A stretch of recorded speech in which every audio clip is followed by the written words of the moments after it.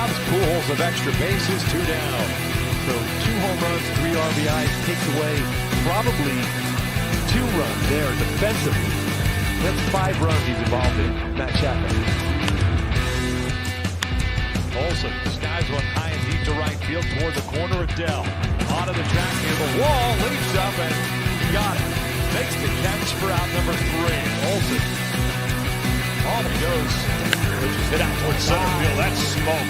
That is going to be into the bushes. A 2-run home run for Mccutchen. And the Phillies take a 2-0 lead. Here's another 3-2 going again as Soto hits one high in the air, right center field. Brinson near the wall, leaps, and he makes the catch! Lewis Brinson makes an unbelievable catch over the wall in center field. Well, all right. Welcome in, everybody, to this edition of the Belly Up Fantasy Live Baseball Show. Of course, I am your host, Kevin, and I am co-hosted by my main man, Vince. How are we doing tonight, Vince? Doing great, man. We're coming down to fantasy playoffs starting pretty soon. That's right. So, baseball playoffs starting relatively soon as well. Lots of excitement going on. There is a lot of excitement, and we know the NFL is trying to grab every headline there is, but baseball just keeps pushing back. And before we get into this week's news, Vince, last week we didn't get a chance to talk about this. Howard and I did, but what were your impressions of the Field of Dreams games? I'm interested to hear what you had to say. I think they did a great job with them. I like how they scripted it, how it ended. No, I really did. I thought overall it was it actually pushed me to watch Field of Dreams again. Me and my family did. And so, yeah, I thought they did a great job with it. I think they need to continue to do stuff like that, not just that, but find ways to kind of get fans that maybe have, the luster of baseball has kind of faded to some degree, unless you've been watching it and realizing it's still really good. And I think it drew a few people back in, maybe not as much with the game itself, as much as the clips of the game after the game happened, the guys coming out of the cornfield, the way it ended, all that kind of stuff. I think it drew people back a little bit. So I thought it was great. Did a great job with it. Yeah. I was saying to Howard last week that it drew in my wife. And if you can baseball can draw in my wife, they hit a grand slam. And the baseball that movie, The Field of Dreams, was actually on TV here the other day, and so we recorded that and we watched it as well. So, I was saying last week, hats off to baseball. Everything that they did with that whole thing was just outstanding. Definitely. And so. Yeah, and then yesterday we had the Angels and Indians / Guardians getting it the Little League, festival. What do you call it? The Little League World Series game, whatever that was. The Classic, and that didn't get quite the hype as the other Field of Dreams game did, but it was kind of cool seeing Mike Trout running around with the kids and everything. So. We have criticized baseball, for things this past year, but lately baseball just bringing it. Yeah, so, and not just with the off the field stuff, the on the field stuff too has been phenomenal. It has been, and so football, baseball is not going away. All right, just so you know that. Well, it is, but not till the season's over. That's right. So we had a pretty significant highlight that happened yesterday, and that, of course, is Miguel Cabrera hitting his 500th career home run against the Blue Jays. I wish I'd thought about it earlier, since Graham Wallace is our Toronto, beat writer, to see, if we could get a reaction, what Toronto thought about all that. But he hit the home run off of Steven Matz in the 6th inning yesterday, and he became the 28th player in Major League history to hit 500 home runs. Mm-hmm. And so, Vince, when you look back at Miguel Cabrera's career, what really stands out to you? Well, I think the consistency over the years. Miggy's been around for quite some time now. 2003. I just saw that. He was a rookie in 2003. So 18 years he's been around. you look at guys that have been there for a long time. Pujols falls into this as well, and you look at how much they're still contributing. Right, Pujols is kind of now he's still contributing, but he's not. No. They could do without him.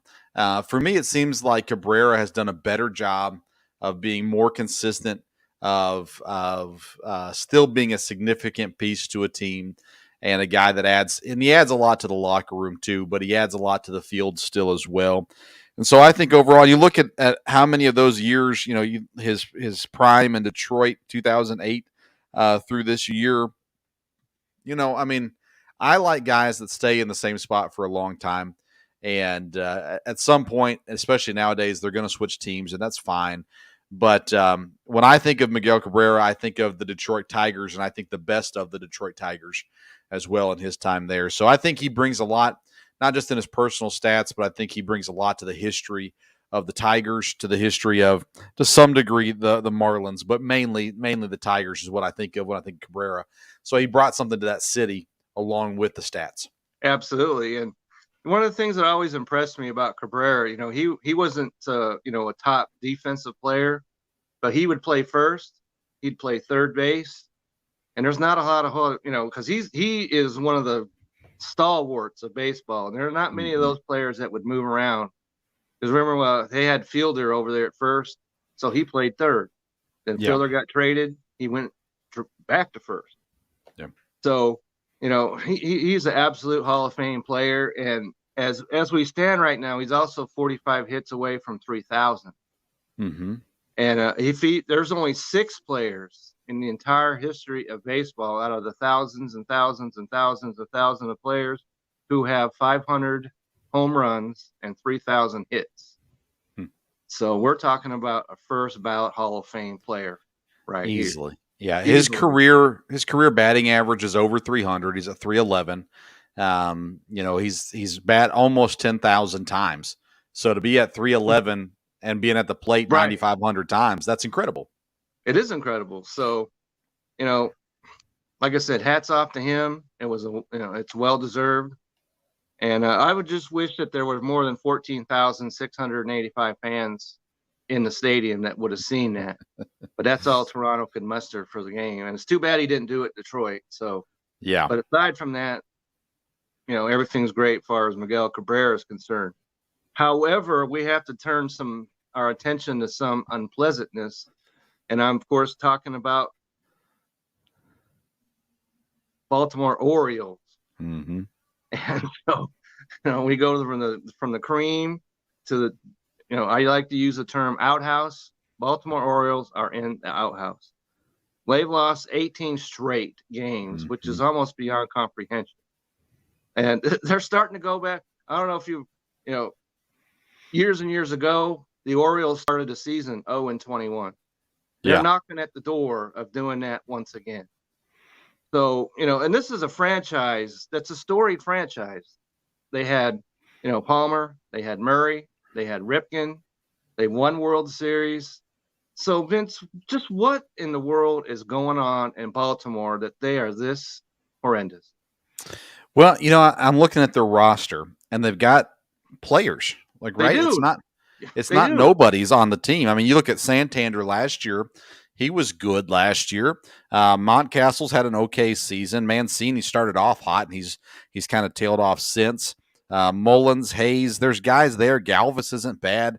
Those kinds of guys that are there, it doesn't make a whole lot of sense for why they're as bad as they are. You look at their pitching, on the other hand, that kind of explains it. Yeah, they got Means, and that's about all they have. Yeah, they've got, let's see here, 3 of their starting rotation are 6+ in ERA.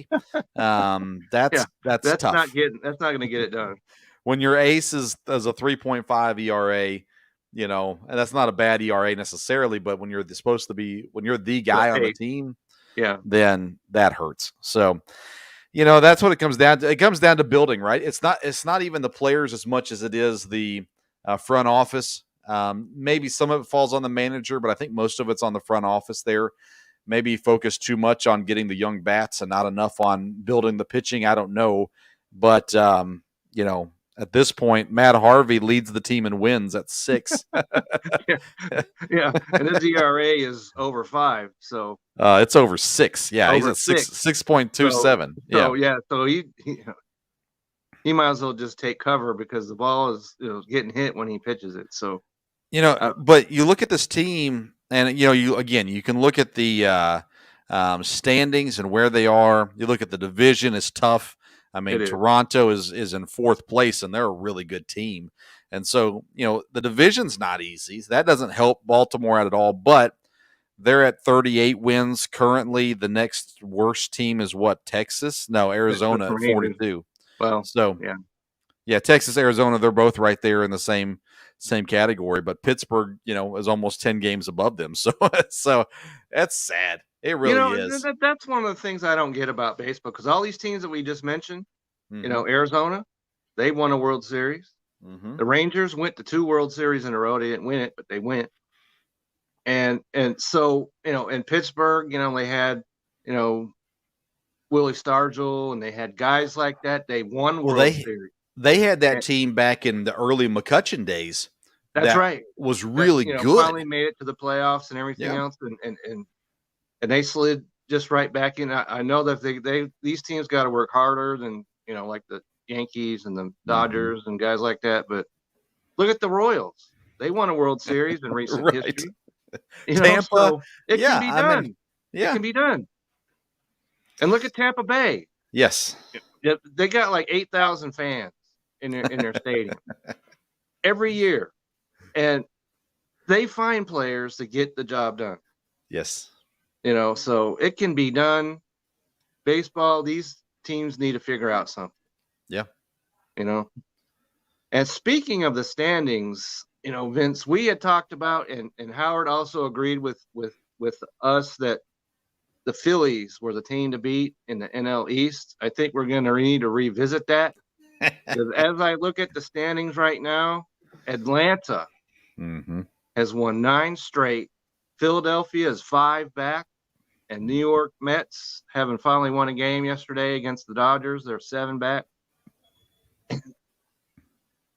Some of these moves that the Braves made at the trade deadline that didn't get the headlines, we talked about it a little bit, but Soler had 2 hits yesterday. Duvall, 2 hits. Peterson, he's really, carried himself well since he went to the Braves. Mm-hmm. And of course, the main man over there, Freddie Freeman, has really come alive. And he's right there on 300 as he usually is. So, Vince, are we going to have to reset our sights on the NL East as far as Atlanta's concerned? I'm going to stick with Philadelphia still. And the reason why is I look at the schedule, and they both play the Rockies in a long series, so that's going to help both teams. But the Phillies have an easier schedule to close out the year. They're going to end up with the Cubs and the Rockies as their last 2 series of the season. Then they've got in between there, you've got the Nationals, the Marlins, the Brewers, the Mets. So at the end of the day, the Phillies have the easier schedule, so they have a better opportunity to catch the Braves, and the Braves have to run away with the division. Not to say the Braves can't do it. The problem with the Braves all year has been pitching, and they're kind of coming around right now, getting hot at the right time. They are. And you talk about pitching, Vince, and Ian Anderson is getting ready to make his way back, and the Braves may have too many starters, and not enough starting, positions, and that's always a great place to be. Yeah. And so Atlanta, they won a division. They know how to do it. And if Philly's going to take advantage of this easy schedule, they got to stay close. Right. This 5 games back is as far back as they can be. Mm-hmm. And I agree with you, because you look at Texas X Mr. Gibson yesterday, 8 innings, 1 run, 6 hits. So if they get that, and then Ian Anderson has straightened himself, not Ian Anderson, the other Texas X, Ian Kennedy. Yeah, he's locked down the back end of their bullpen, so it can be done. But they can't hang. They just can't be out there floating around. They've got to get busy. Right. So, one of the things that we didn't talk about that's also in free fall is the San Diego Padres. Because we always assumed all year long that they were going to be one of the teams in the postseason. As things stand now, they're out. Right. The Cincinnati Reds, that's, we've talked some negative things about Cincinnati over the many episodes we've been on, but they actually hold the second wild card right now. Mm-hmm. And the Padres have won just 2 of their last 10. And they actually rallied to win Saturday, but they got no hit into the 7th inning. Yeah. So Padres, can they rally back, or are they going to continue their free fall? So, they have the talent, obviously. But again, you've got to look at the schedule. And their last 3 series to close out the season is San Francisco, Atlanta, and the Dodgers. They got the Dodgers starting tomorrow, too. Yeah. So they'll have the Giants twice. They'll have the Dodgers 3 times. The Astros once in there as well. Their schedule is a gauntlet to end this season. And when you're talking about you're chasing Cincinnati right now, Cincinnati's in one of the weakest divisions in Major League Baseball.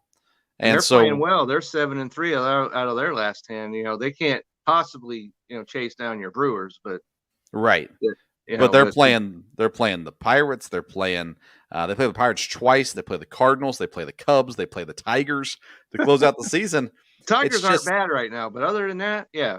It's there for them, right? It's theirs to take right now. And I've been almost every Saturday, I'm on a local radio show here in Lexington. So we talk Reds. And I've been down on them all year. I've said their bullpen's too bad for them to make the playoffs.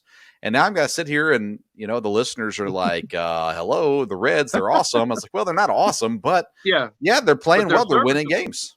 Yeah. They're serviceable. They're doing it.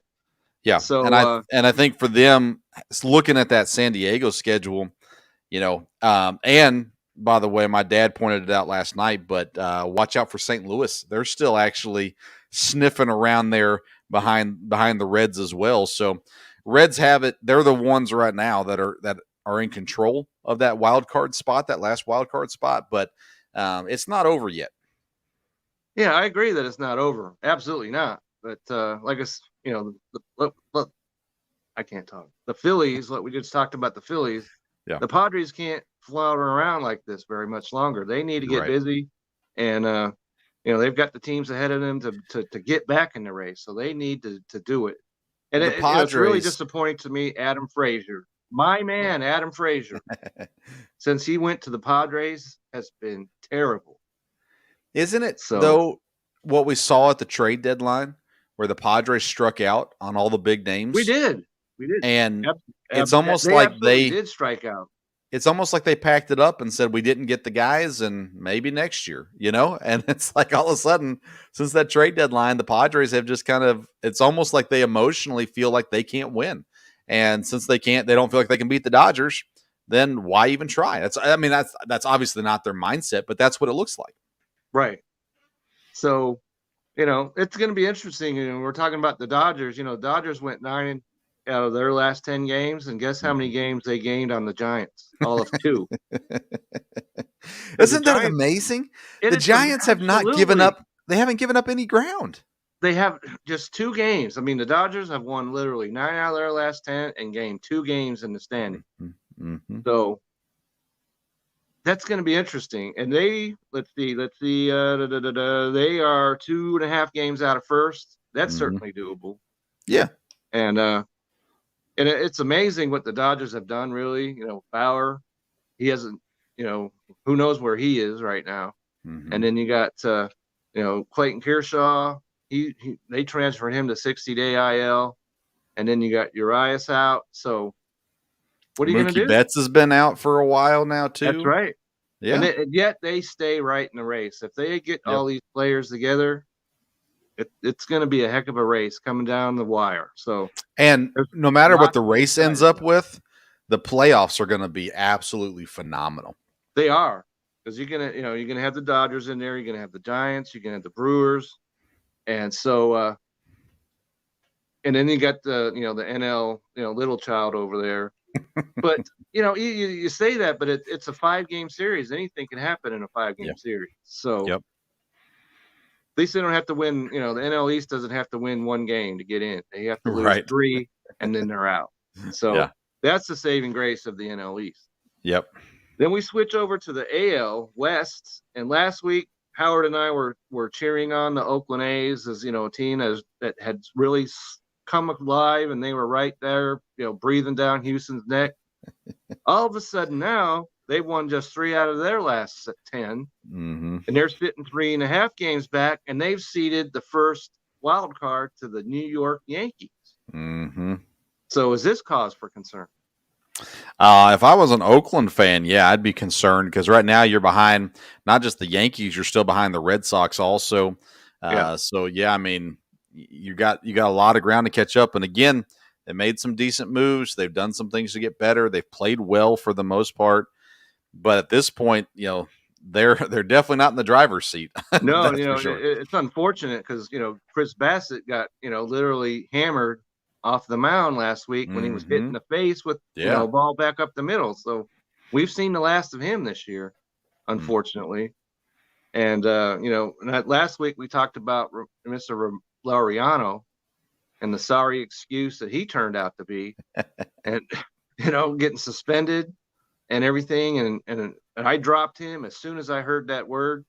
And then I look at that there are still 50% of owners that still have him, and I just couldn't understand how this happened. The guy has no reason to be on a roster. So, and I wrote about that last week. They must be deep leagues. That's the only thing. That's the only excuse, right?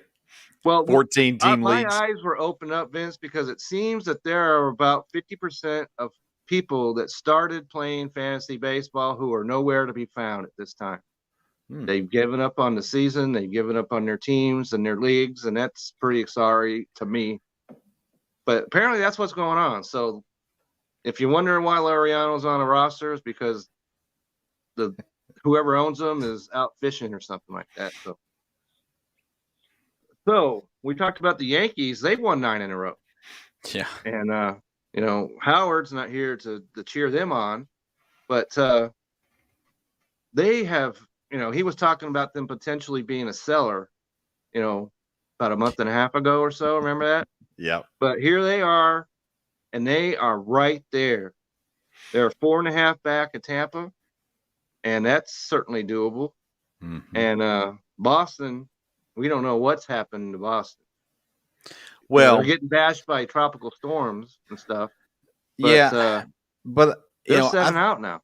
We've talked about Boston throughout the season. I've never had confidence that they were a good enough team. We have to be legit all the way through. I mean, again, they are overachieved all season up to this point. Now, to me, they're coming down to what they actually are. And if I, obviously Red Sox fans aren't going to be happy with that, but just as a baseball fan, it's nothing to be upset about. It's just the reality is we've said all along the Yankees had too much talent to be that bad. And they improved their offense at the trade deadline, not their pitching.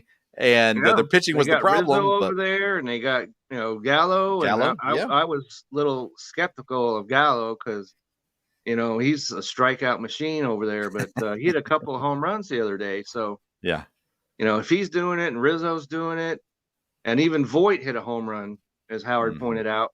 And if he's back on the beam, then the Yankees are going to be tough to beat. Yeah.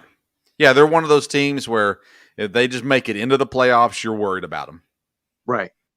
And if you have to go into New York in October, that just can't be a fun, sight for an opponent. It just can't be. Yep. And then we don't need to really talk about the White Sox because they lead Cleveland by 9.5. So. Yeah, but they're a team that's, they're not hot right now. And this is the time of year you want to be hot. 9-0 by Tampa yesterday. So. Yeah. And so, it's going to be interesting. That's what we want out of baseball, is to be interesting.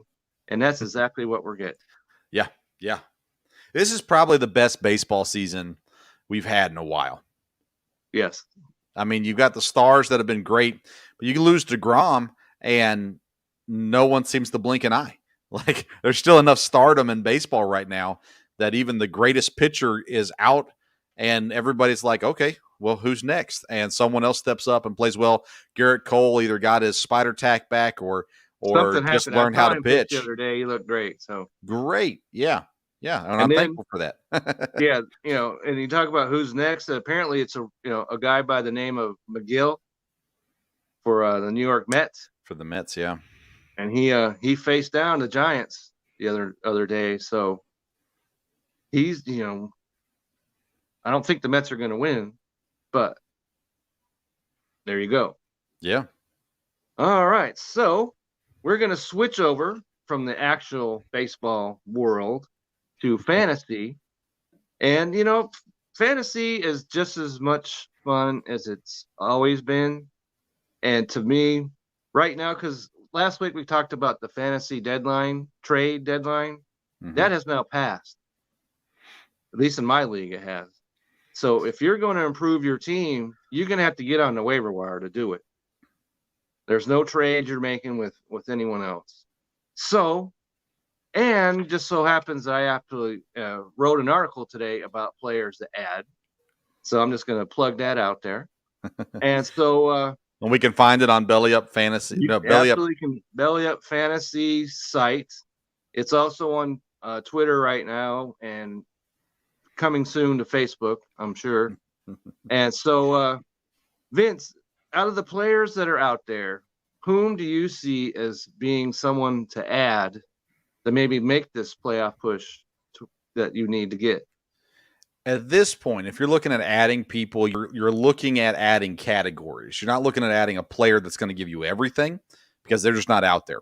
So you're looking at things that you're weak in that you need to add to. So Nicky Lopez, the Kansas City Royals shortstop, is out there right now.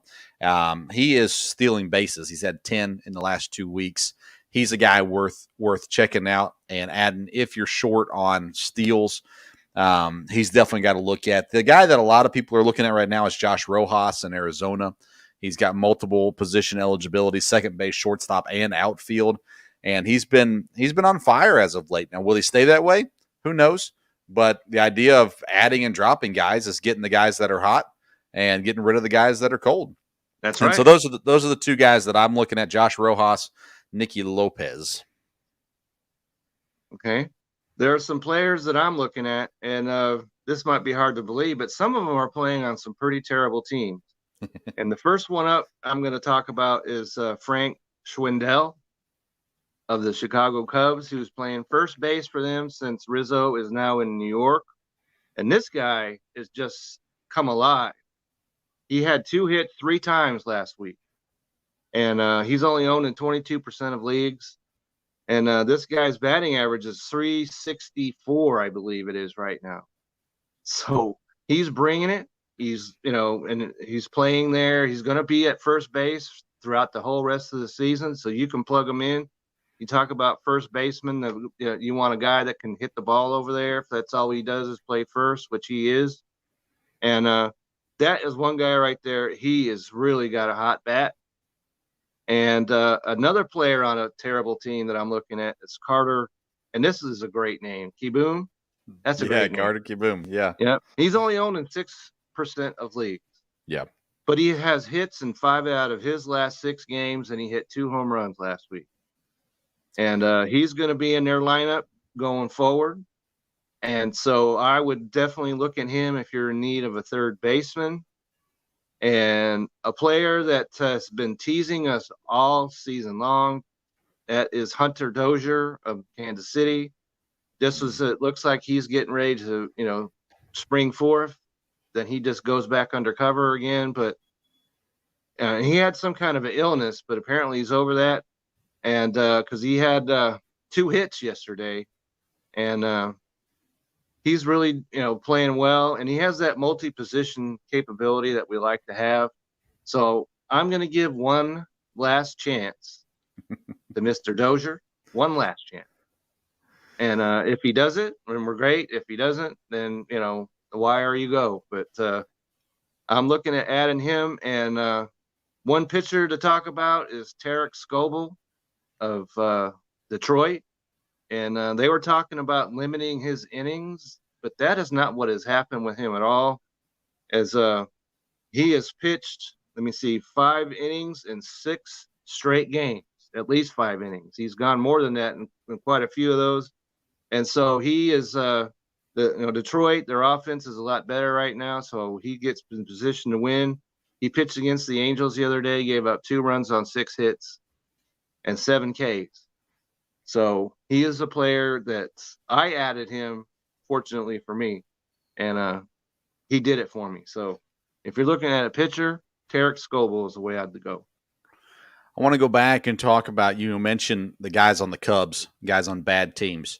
And when you're looking for these diamonds in the rough, these guys that can give you something on these bad teams, you have to go look at batting order. If they're batting in the top 5, then they're worth taking a risk on. So Schwendell, he's batting second. So he's getting a lot of opportunities, swinging a lot. We talked about Wisdom in the past. I've got Wisdom on my teams. Yep. He's batting 4th. So these guys are getting lots of swings, lots of opportunities. And although the team stinks, these players are getting the chances to show what they can do. They're in the majors for a reason. The young guys are in there for a reason. You talked about Carter Kieboom. He was like one of the top prospects that was being talked about last year, and then he just kind of has flamed out to some degree. But he's got that potential. So as long as he's getting the opportunities, those are the guys you got to watch for. Now, if they're batting 7th, 8th, or 9th, stay clear. It's not worth it. That's real. And on the bad teams. They're teams. Also strikeout machines, then, that's another avoid right there. But these players that I just mentioned aren't striking out a whole lot. So even if they don't get a hit, they're not going to cost you a whole lot. And so, however, that is not the case with the drops that we're getting ready to talk about, who, if they're on your team, they are going to hurt your playoff chances. And so, Vince, who do you think is out there on people's rosters that they just need to say goodbye to?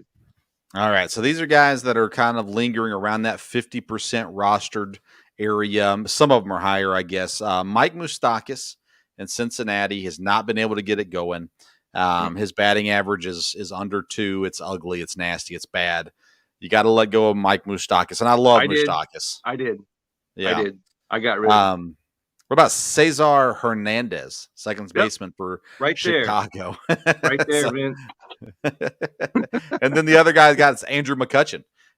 He's still owned by 80-some% of people, but he's going to hurt you right now. And you're in the playoff push.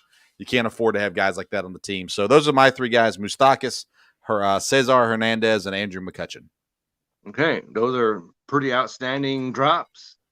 Mine, I'm going to lead off with is the guy that people want to believe in, have tried to believe in, but he just hasn't done it, and that's Jarrod Kalenick of the Seattle Mariners. This guy, he's now at 136 on the season. He's 0 for his last 13, and he only plays outfield. There's no reason for him to be on a roster. So if you're playing Dynasty, maybe we can make an argument. But beyond that, if you're in redraft, he needs to go right away. And that also applies to his teammate, Mr. Dylan Moore. And he plays outfield and second, which is great. However, he had no hits last week. So he had no value, 0 value in fantasy. So Dylan's a guy that before he got injured, he was contributing. He was getting stolen bases. He was giving you some stuff. I had him on my team for most of the season. Once he got injured, when he came back from that injury, he just never got going again. He would have a game here and there that was good. But after that, and those are the guys that if you don't pay attention, you're thinking, oh, he was good. Yeah, he's fine. If you don't look at it, you don't realize, no, he's been horrible. He's been pretty horrible because, like I said, he's hitting 176. That's terrible. Yeah. Even in a Seattle Mariners, because the Mariners are actually, their offense has been better since the early months of the season. And that's pretty remarkable, seeing as how they have Kalenick and Moore. So both of those guys need to go. And one last guy I'll mention, and that's Mr. Austin Garber. That guy is not going to burn me again the whole rest of this season. And the reason why I say that is I started him in one game. He gave me -13, so I dropped him. Then he got 27 points. Looked great. I grabbed him, put him back on my roster. Okay, we'll go one more chance. -11 points. And the last time out, he got just 3 points. And having a Rockies pitcher, of course, is, questionable strategy at best. Yes. And so that's not a questionable strategy that Mr. Wilson here is going to be using going forward. So, and especially because they're going into Chicago, that's about a good a hitting ballpark as Colorado has. Almost no ballpark is as good as Colorado, but it's right up there. So he's got no reason to be starting for you this week. I've been all in on whoever's playing the Cubs, Yes. and it has been a great strategy. And I used to do this with the Rockies. That in Baltimore, which is why I recommended picking up Dylan Bundy for tomorrow's start. Pick him up, have him start against Baltimore, kick him immediately afterward. Yeah. Immediately. It's the safest bet right now to do. You got the Cubs and the Orioles. They're playing against them, whether it's offense or pitcher. Put them in there. There's going to be success. And very rarely will you regret it. Okay.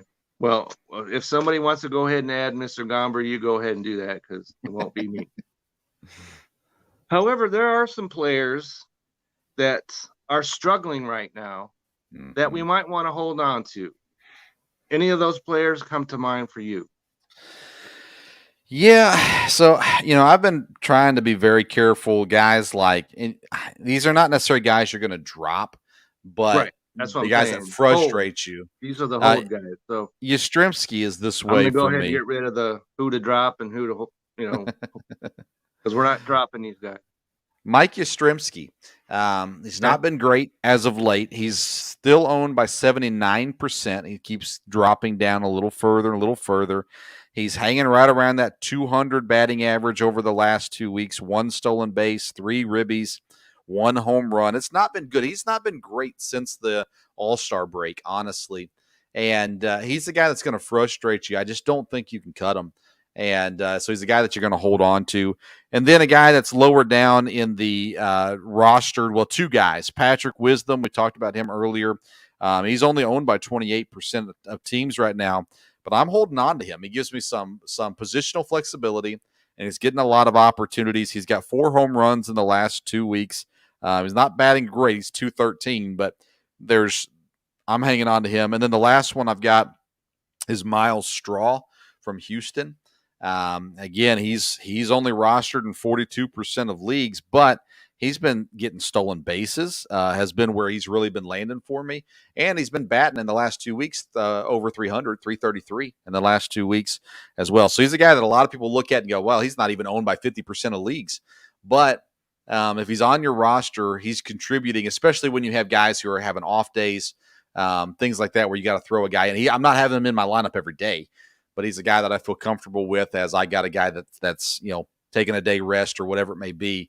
Miles Straw and Patrick Wisdom both fit that for me, where I'm putting them in and filling the voids as guys are sitting out.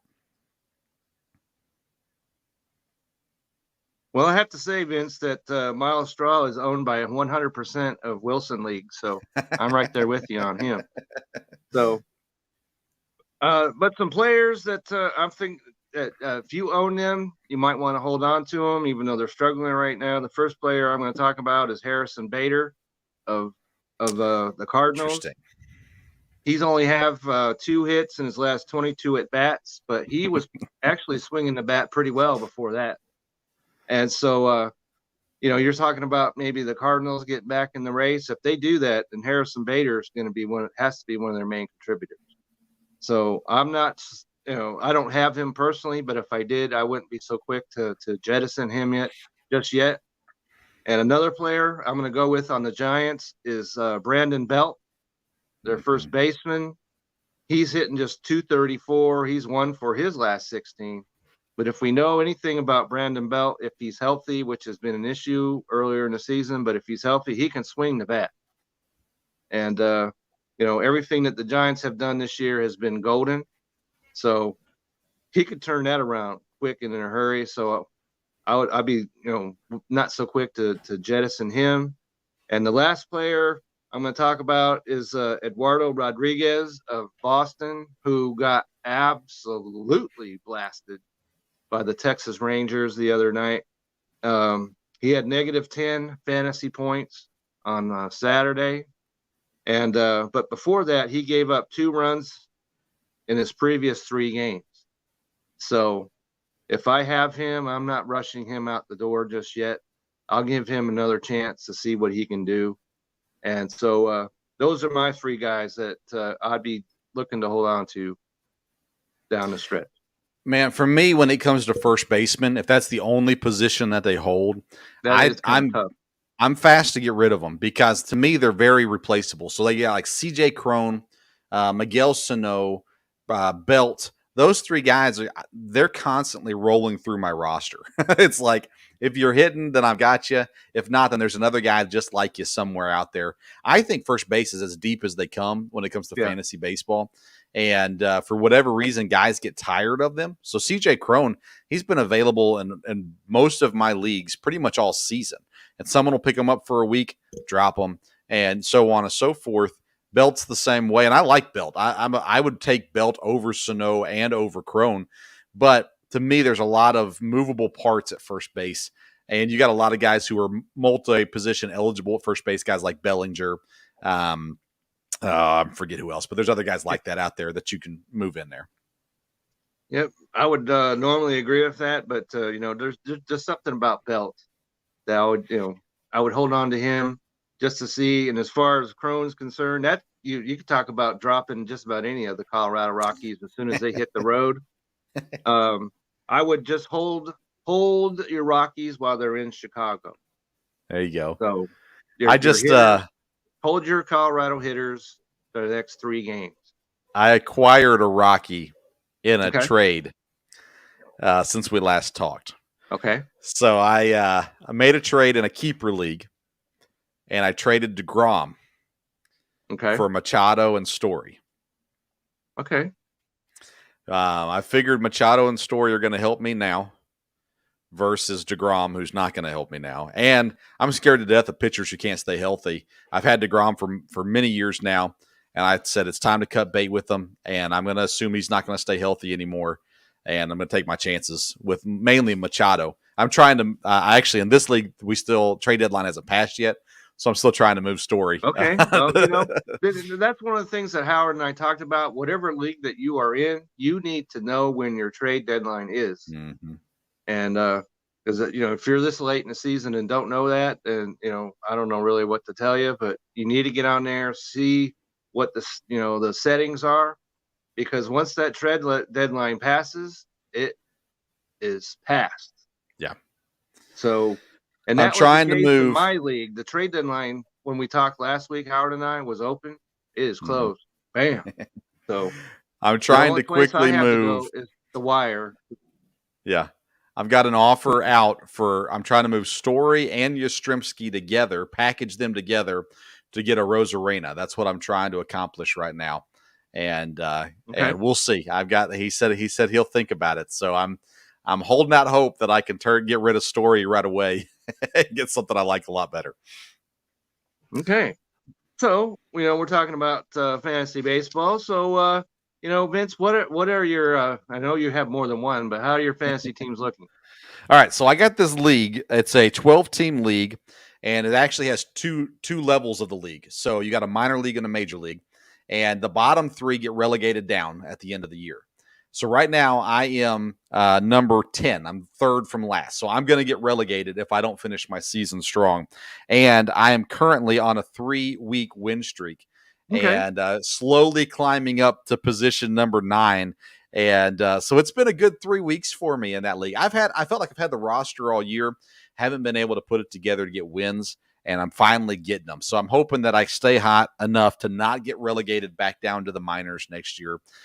From there, on my other leagues, I'm doing okay in my Yahoo league. That one's different because that one's all points, whereas the ESPN leagues are different. But it's one of those things where I'm just trying to claw my way into the playoffs in some of these leagues and working hard to get to stay in it. It's been a bad year for me in fantasy baseball. Well, it's been a pretty good fantasy year over here for me. Because I'm in first place, but things have been a little difficult of late, and that's because my pitching staff has been really hit hard with injuries. I got Anderson, I got Darvish, I got Lopez. They are all on the injured list. They should be back though in this next week or so.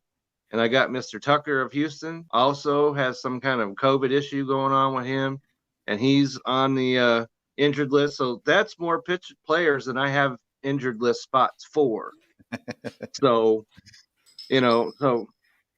but beyond that, I won't complain too much. I'm in first place, and the guy that's got the second best record just happens to be right behind me, though. And so he's one game back. It's more like 2 games back because I beat him head to head. So unless something happens over these next 2 weeks, which I assure you I will not allow that to happen. So we're looking good, going into the playoffs. But like I said, there are 2 guys beside me who are really playing well. So it's not like I'm going to dance into the championship. So there's a lot to look forward to in my league as well. It's always nice to see guys who are competing and they're, making moves and they're out there and they're actively involved. And so if you're actively involved in your league, hats off to you. Yep. All right. So, Vince, that pretty much concludes our fantasy portion of this event. And so we know that you are involved in multiple episodes out there. So why don't you tell us where we can find you and what you are currently working on? Man, it's a big time for the Sports Stove. So we are on twice a week currently, Tuesdays and Thursdays at 8 p.m. Eastern time. And then, of course, on the show here on Monday nights. But we are doing this week, we're doing football episodes. So tomorrow night, we're doing a fantasy football episode. We've got Commissioner Cooper from the TSS Fantasy podcast is going to come on with us. We're going to argue tight ends and running backs and things like that. And then on Thursday night, we've got the co-founder of Belly Up Sports, Mike Brown. Oh, cool. And we also got Michael Neal from the Behind the Mic podcast is going to come on. We're going to talk some more football with them. And then very soon in September 1st, a week from this Wednesday, we kick off our Sports Stove Local Hour, where we're covering all things Kentucky and Eastern Kentucky University athletics. And so I'll be going to all the Eastern Kentucky games, got media credentials for those. That's so awesome. It's going to be a blast, man. I've already interviewed the head coach at EKU, and so that's going to air on our September 1st episode. They're previewing the Eastern Kentucky game for the weekend. We'll preview Kentucky as well. And then I'm doing Friday night high school games. We do those on the local radio as well. And so it's an exciting time. You can find me on Instagram and Twitter at Sports Stove. And then, of course, you can find the podcast, the Sports Stove podcast, anywhere you get your podcasts. What about you, Kev? What you got going on? Well, right. So, Vince, the only thing that, because, I'm in on the shows that you're doing, I'm down with all that. But when you're talking about the Seahawks regressing, then, we got to depart ways right there. So 8 wins. But beyond that, 8 wins and still last in the division. That's my prediction. There's no chance in the world that Seahawks are going to win 8 games. You're right. It might be 6 wins. You're right. Oh, okay. Here we go. But I'm not out there nearly as much as Vince is right now. But, you can always find me here on this show on Mondays. You can always find me on the Belly Up website because I always have at least one article. A couple of weeks ago, I had 2 articles go out. So, get over there to the Belly Up fantasy side of it because Belly Up has 2 sides, man. They're really bringing it. They got the main side where all the news happens, and they got the fantasy side. Football, fantasy football. If you're into fantasy football, get on the Belly Up fantasy site today. So that's my plug for them. And you can find me on Twitter. There's my handle right there, Kevin62, WILSEA. Seahawks, Vince. See how that worked? Yeah. And, that's where you can find me. And I'm pretty sure as we get ready for the football season, you will find me in more places. So I'm looking forward to that. So the other place where you can catch Belly Up stuff is now on Unhinged Radio. Unhinged Radio, that's right. There's links on the Twitter pages and stuff like that, but unhinged .airtime.pro, I believe it is. But you can look on my Twitter page. It's on there. But it is. It's I great. saw that yesterday, or is it today? I saw that, and they've got maybe 10 shows at least. on there. Yeah, at least. So get out there, belly up. And I think there's closer to 20 shows actually on there. They put out a top for 10. Today, there were 10 shows just for today. I saw. Yeah. Now, yeah. Going it's a back 24-hour history, I'm sure. Yeah, they'll be like. It's a 24-hour radio network, all belly up associated shows on there, and a good listen. So we're excited to partner with Unhinged Radio. Maybe next year we'll get Fantasy Baseball Live on there as well. Well, I'm in for that. So Unhinged, if you're seeing this, put us in line. Okay. All right. So Vince, any closing thoughts? Man, it's, we're getting down to it now, right? Fantasy baseball playoffs and things like that. So I just encourage people, finish out the year strong. Focus, just finish out pay the attention. Yeah, absolutely. Make some moves. If anything, try to hurt the winning teams. Right? Absolutely. Do something. Throw darts at them. Do something. So I'm all down with that. If we're gonna play, let's play. Yeah. So there you go with that. And with that, we'd like to thank everybody that's visited us. And also, if you have any fantasy questions about baseball, feel free to throw them my way. And with that, everybody out there, have a great Monday night, and we'll see you next week.